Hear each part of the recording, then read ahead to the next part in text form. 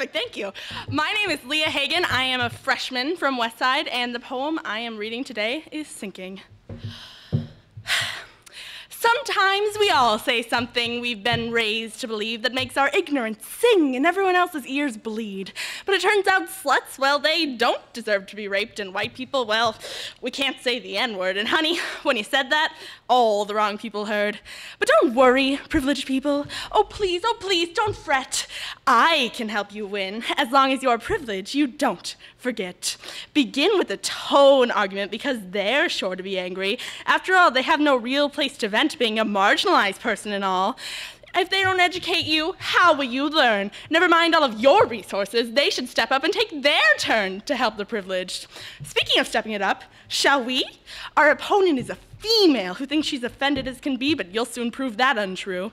If she uses personal experience, you be sure to use it against her. This part is best with an audience to further expand her humiliation.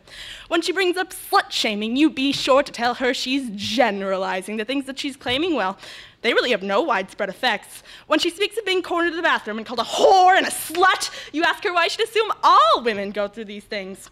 This will offend her particularly because this is what she hates the most. Your other arguments have worked similarly. Should be an expert on this by now. Or maybe you can mention that others are shamed more, adding a certain degree of condescension to ensure that she knows your problems are worse. Never mind all of the personal testimony she brings to the table from her and all her slutty cronies. You just won the Oppression Olympics.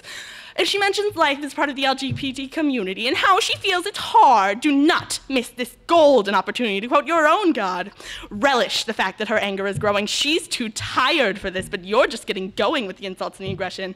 In fact, let's get going on her depression. Everyone gets sad sometimes, you laugh, as you continue the constant oppression. We just don't make a big deal out of it. Laugh in her face as she questions your sanity and spit on the facts to create your own reality. And don't forget to keep thinking of arguments to crush her while she is sinking, falling deeper and deeper into despair. Don't let up, nor give in, even if she's right, because you can't let her win, just make her angrier and angrier. She's sinking in more ways than one now, her fingers clutching the rim of her tub. The stupid fat cow is finally about to kill herself like a coward. She's trying her best to tread all the water, but as you've guessed, you're not the first to treat her this way. And as she continues to sink and sink, the weak spot in her armor is no longer just a chink after years of people working on it.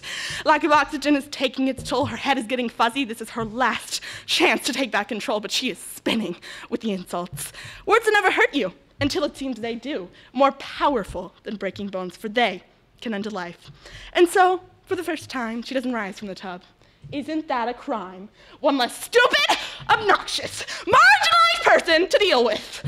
It's not like she was human. How could she be, after all, with her interest in women and her heels 4 inches tall?